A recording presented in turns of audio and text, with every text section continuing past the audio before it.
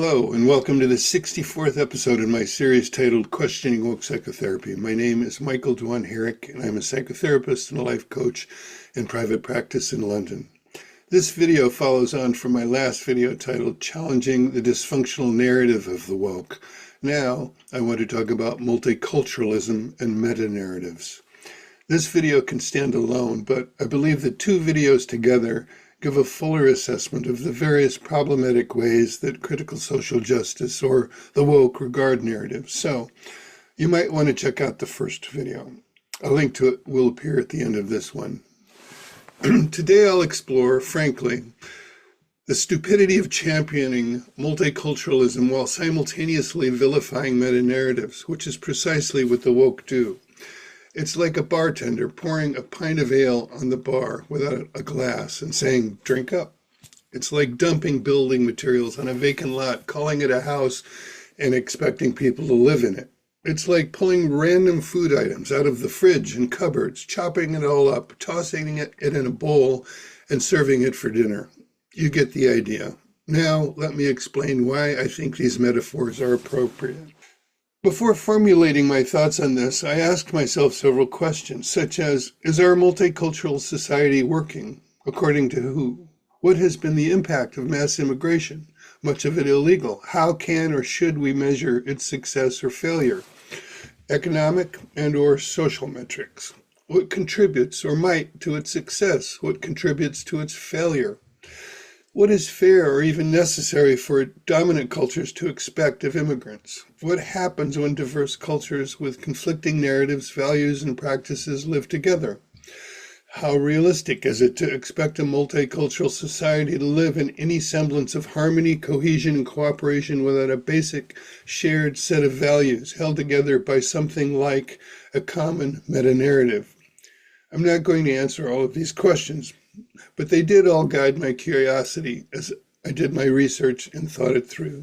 Let's start by defining our terms. What is multiculturalism? Quite as it sounds, it's the presence of multiple cultures within one society or country.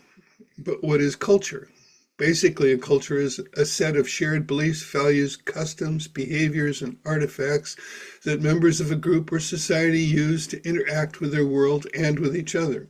Central to these elements of cultures is a shared narrative that holds them all together as a cohesive whole. So a multicultural society is a collection of cultures, each with its own narrative.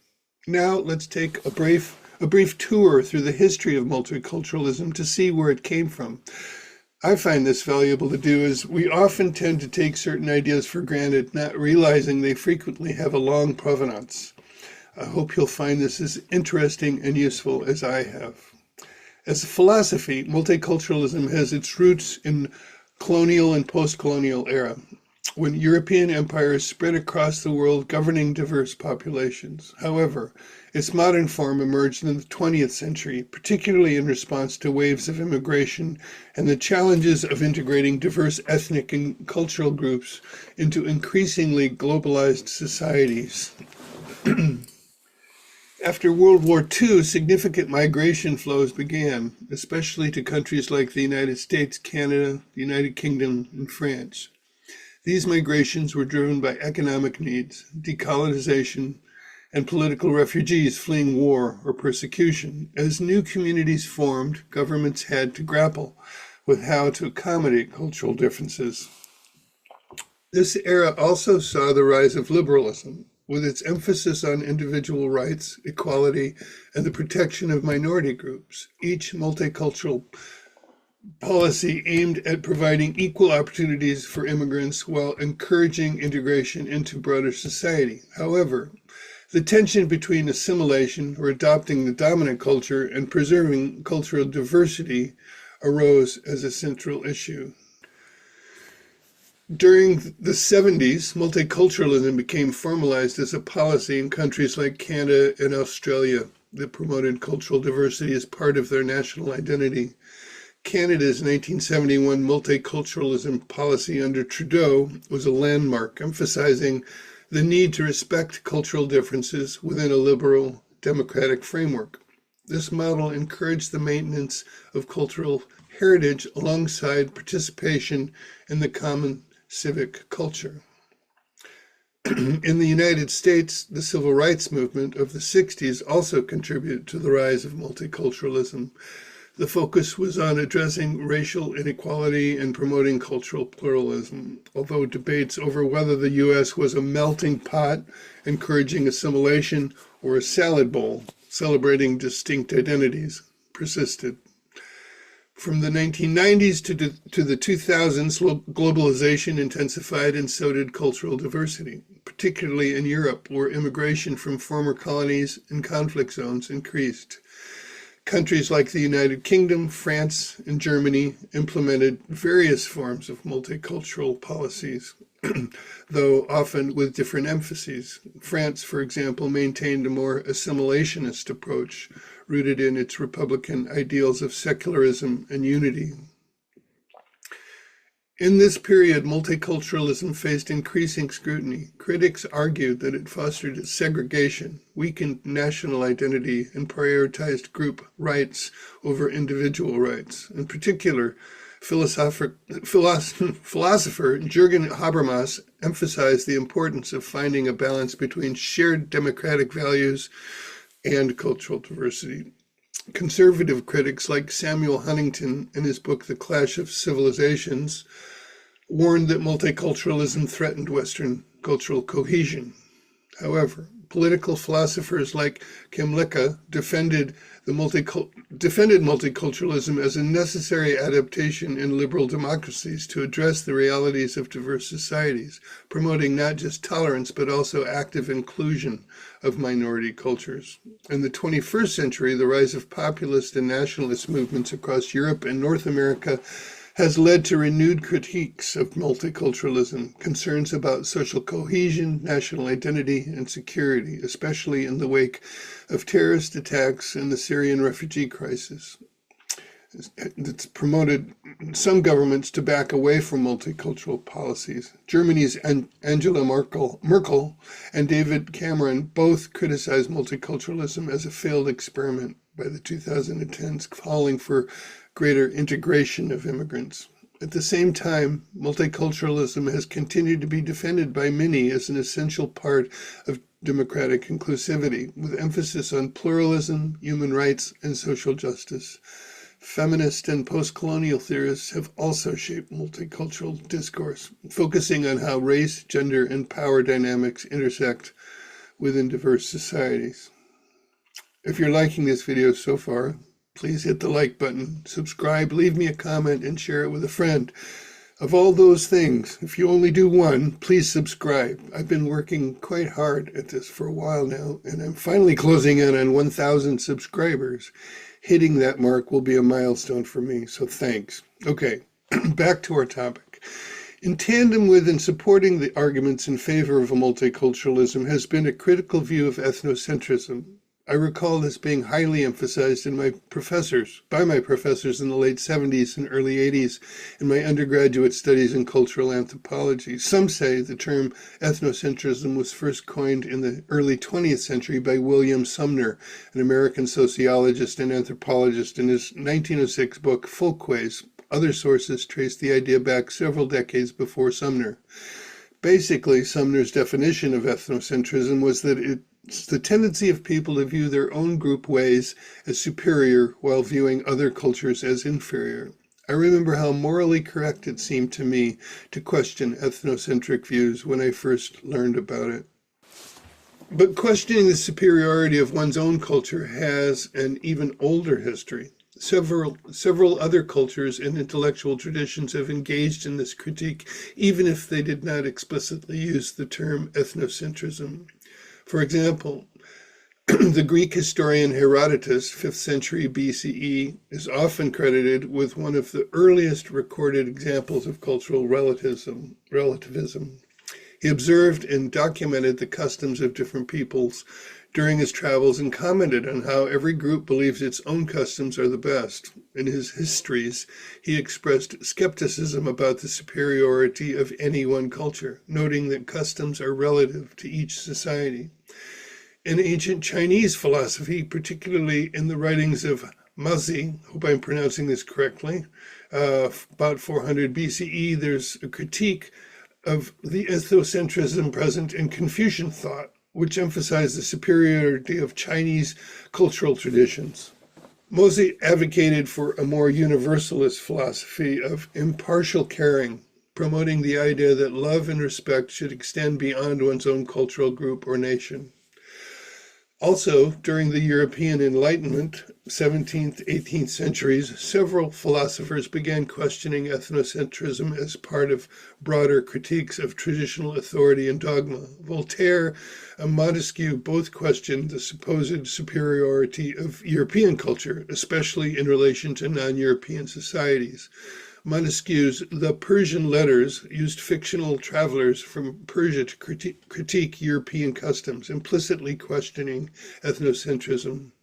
Rousseau also critiqued European society's claimed cultural superiority, idealizing the noble savage and suggesting that so-called civilized societies were corrupt in many ways.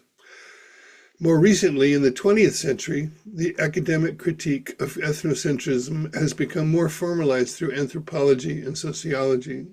Franz Boas, the father of American anthropology, played a key role in advocating for cultural relativism. Boas and his students, including Margaret Mead and Ruth Benedict, argued against the idea of inherent cultural superiority, emphasizing that each culture should be understood on its own terms rather than judged by external standards. Also, the rise of post-colonial studies in the mid-20th century influenced thinkers like Edward Said, who provided a powerful critique of Western ethnocentrism, particularly as it related to imperialism and the construction of non-Western peoples as inferior. I've gone to the trouble of tracing the history of the idea of ethnocentrism because I think it's a profound emergent awareness in human consciousness. It took a long time for this to ripen, as our evolution entailed the development of a strong and universal in-group, out-group prejudice. Questioning the superiority of our own group has allowed the possibility to transcend that in service to more harmonious relations between groups. This became increasingly important as we entered the era of more global international relations, increased mobility, and mass immigration.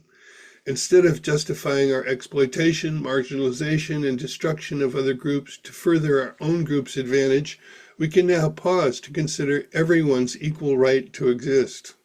This is no small thing, but rather a great accomplishment for our species. At the same time, the potential for a naive embrace of multiculturalism, even rightly argued for in terms of critique of ethnocentrism, by itself is inadequate when it comes to what it takes for a multicultural society to function well and needs something more for it not to result in catastrophe. Perhaps we have needed to run that experiment to realize this. So, what is that something more, and why is it needed? A multiplicity of cultures living together need an overarching shared meta-narrative. That, in essence, is the something more. A meta-narrative in a multicultural society serves as an inclusive story or framework that unifies diverse cultural groups while respecting their distinct identities. It provides a common ground where different cultures can coexist and collaborate by emphasizing shared human values, goals, and principles such as equality, justice, and mutual respect. This is needed because otherwise there's confusion and conflict instead of cohesion and collaboration. Before going further, we should recognize that every culture has its own meta-narrative. I will explore the arguments against meta-narratives shortly, but for now, I just want to point out that if meta-narratives are bad, then they are bad for everyone. When one culture decides to include other cultures within its circle of belonging, it cannot be expected to forsake its own meta-narrative and simply celebrate the cultures it has included. It needs a meta-narrative that preserves the dominant culture while also respecting and integrating different cultures. Therefore, a meta-narrative for a multicultural society has extra work to do. It's a sort of super meta-narrative. The key functions of a meta-narrative in a multicultural society, I propose, are as follows. 1. fostering unity. It helps build a collective identity that transcends individual cultural differences. It offers a sense of belonging to all members of the society, encouraging unity without erasing cultural distinctions. 2, promoting understanding and dialogue. By framing different cultural stories within a larger narrative, it encourages dialogue and mutual understanding, helping people appreciate diverse perspectives while finding commonalities. 3, guiding shared goals. It provides a direction for society, articulating shared objectives such as social progress or coexistence that various cultural groups can work on toward together. 4, facilitating inclusivity. A meta-narrative emphasizes inclusivity and equality, ensuring that no group feels marginalized while preserving the idea that all cultures contribute to the richness of their shared society. Shared would be the operative word here. 5, conflict resolution. By offering a higher framework for resolving disputes, it can reduce tensions between cultural groups by promoting shared values like fairness and peaceful coexistence.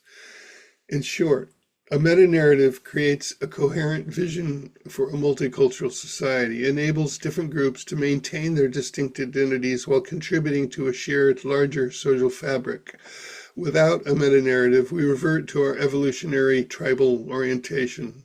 If the benevolent liberal societies that abhor ethnocentrism do not expect all cultures that make up their ideal multicultural society to abhor it equally, then Houston, we have a problem.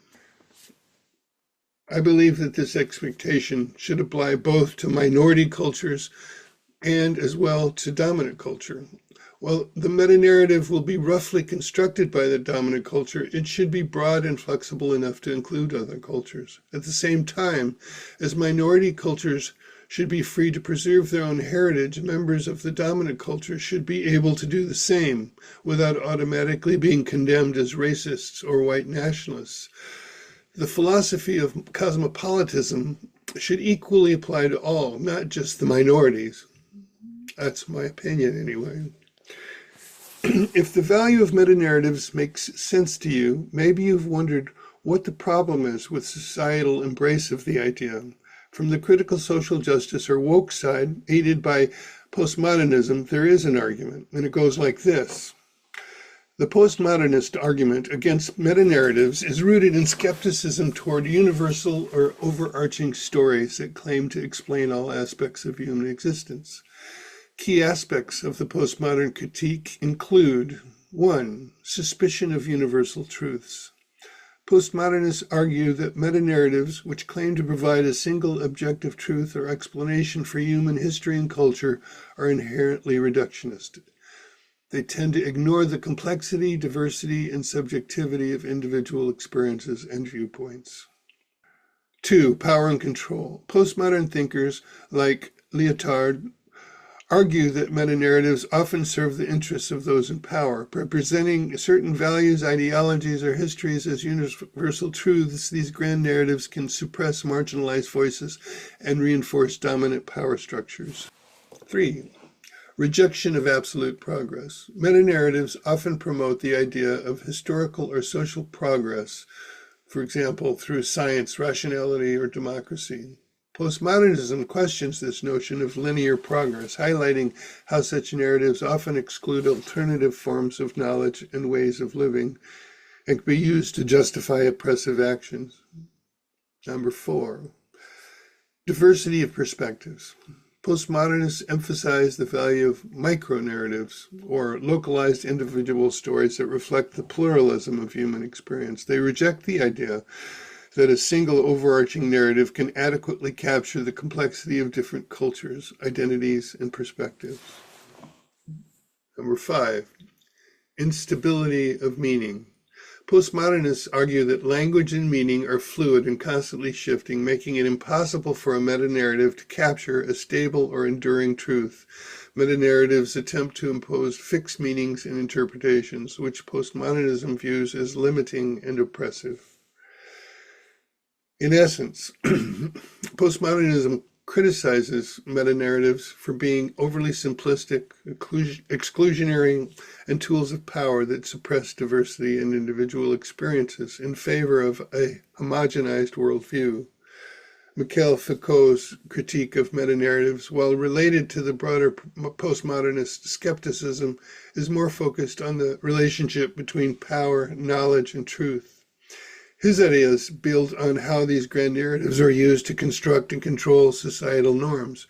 Key aspects of Foucault's critique are: 1, power-knowledge relationship. Foucault argued that knowledge is not neutral or objective, but is intertwined with power. Meta-narratives, which often claim to represent universal truths, are in fact constructs that serve the interests of those in power. They define what is considered true, normal, or acceptable, and in doing so, regulate behavior and maintain social control.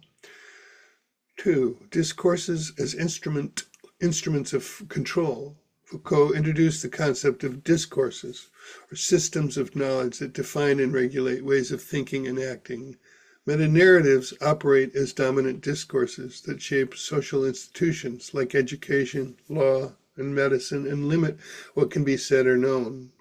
By privileging certain truths, they exclude or marginalize other forms of knowledge and experience. 3, critiques of universal truths. Like other postmodernists, Foucault was critical of meta-narratives that claimed to offer universal objective truths. He believed that such claims were used to justify the domination of specific groups, marginalizing those who do not fit within the dominant narrative. There's a theme here, right? For example, racial minorities, the mentally ill, or those with non-normative sexual identities. 4, historical contingency of truth. Foucault rejected the idea of timeless universal truths and instead argued that truth is historically contingent. What is accepted as true in one era may not be true in another. Meta-narratives obscure this by presenting their version of truth as eternal or self-evident, which masks the historical and political processes that produce and sustain it. 5, from Foucault, power of institutions. He suggested that institutions such as prisons, hospitals, and schools are agents of enforcing the dominant meta-narrative. These institutions regulate individuals through surveillance and normalization, often without overt violence. Meta-narratives legitimize these practices by presenting them as natural or necessary. In sum, Foucault's critique of meta-narratives centers on how they are used to construct and enforce particular truths and norms which serve to perpetuate systems of power. He sought to deconstruct these grand narratives to reveal how they shape knowledge and exert control over individuals and societies. That is basically the argument against meta-narratives. There's much that I could say about this, but I'll keep my comments to just a few that I think are most important. First, the postmodern critique provides an even stronger argument against ethnocentrism and invites us to look very deeply at our cultural assumptions. This is a good thing and has great value. However, it fails to recognize the necessity of meta-narratives for every culture. It only targets dominant cultures. It expects only dominant cultures to embrace its view. It also reduces meta-narratives to their potential to abuse power and be oppressive, as if that's all they do.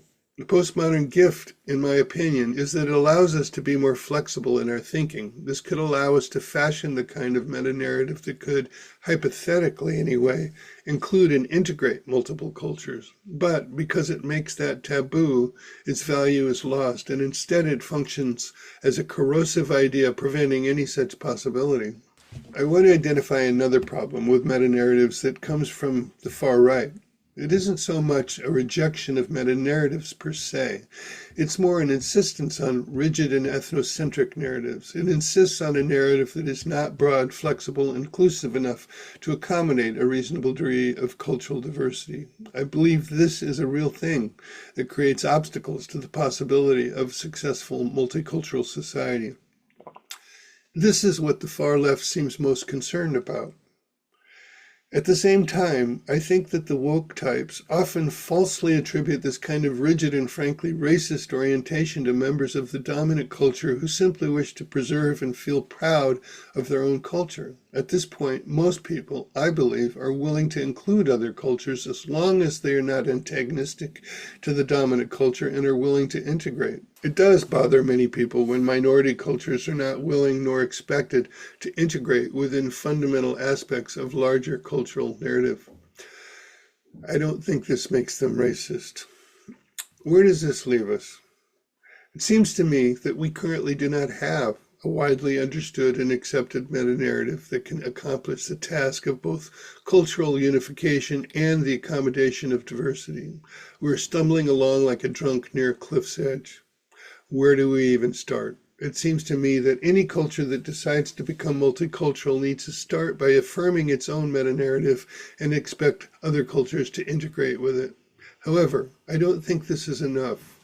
Despite my argument against critical social justice and postmodern critiques of meta-narratives, I think we need to find the baby in that bathwater and set out to fashion a new and evolving meta-narrative, one that preserves the dominant or original culture while flexibly including and integrating others. I don't know that this has ever been done before at the scale that's now required. There are no models for it, so we have to invent it. To be honest, I'm not convinced that a cohesive and functional multicultural society is even possible. It can be said that we already are living in a multicultural society, but for me the question is about sustainability. What we have seems like a precariously balanced Jenga tower teetering in the breeze. If we could all agree that a meta-narrative is needed, it would have to be clearly articulated and comprehensible to everyone as much as possible. Each country would need to use its own version of such a thing to assess who to allow in, to educate new arrivals, and to educate its own citizens. And how will we decide who gets to create such a narrative? No culture survives without enculturation, and a multicultural society would be no exception. This is the best I have to offer. The current limit of what my brain can figure out.